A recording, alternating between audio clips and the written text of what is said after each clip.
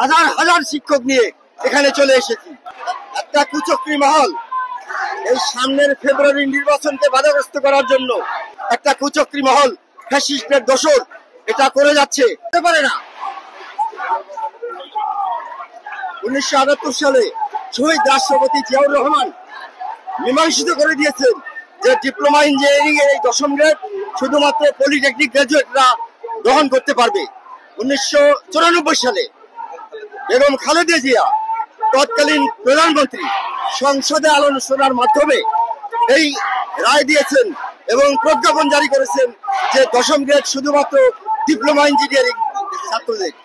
এটা শুধুমাত্র আমাদের পলিটেকনিক গ্রাজুয়েট না, যারা মেরিন ডিপ্লোমা, টেক্সটাইল ডিপ্লোমা, কৃষি ডিপ্লোমা সবাই তারা উপসহকারী অর্থাৎ 10ম গ্রেডে। কাজে এটা শুধুমাত্র পলিটেকনিক গ্রাজুয়েটদের সমস্যা না, বাংলাদেশে যত ধরনের ডিপ্লোমা ইঞ্জিনিয়ার আছে সবার সমস্যা। আমি সরকারকে বিনীতভাবে অনুরোধ করছি এই মীমাংসিত বিষয় নিয়ে আমাদের কোমলমতি ছেলে মেয়েরা যাতে রৌদ্রের মধ্যে আন্দোলনে নামতে হয় এর একটা বিহিত ব্যবস্থা করতে। একটা কুচক্রী মহল এই সামনের ফেব্রুয়ারি নির্বাচনকে বাধাগ্রস্ত করার জন্য ফ্যাসিস্ট সরকারের দোসর হিসাবে মাঠে নেমে তারা আমাদের এই ডিপ্লোমা ইঞ্জিনিয়ারদের বিপক্ষে নেমেছে। আমি এর তীব্র প্রতিবাদ জানাচ্ছি।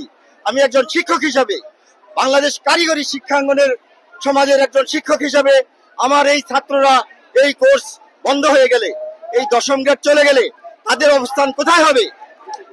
পলিটেকনিক বন্ধ হয়ে যাবে, ডুয়েট বন্ধ হয়ে যাবে। বাংলাদেশের 80% উন্নয়ন যাদের হাতে হয় সেই উন্নয়ন ব্যাহত হবে। এটা আমি মনে করি একটা কুচক্রী মহল ফ্যাসিস্টের দোসর এটা করে যাচ্ছে। এটা এই 5ই আগস্টের পরে নতুন ভাবে স্বাধীন বাংলাদেশে এটা কখনোই মেনে নেওয়া যায় না। আমি ছাত্রদের, আমার সন্তান তুলো ছাত্রদের পক্ষে এই জন্য এই রোদের মধ্যে আমার হাজার হাজার শিক্ষক নিয়ে এখানে চলে এসেছি। আমি একা আসিনি।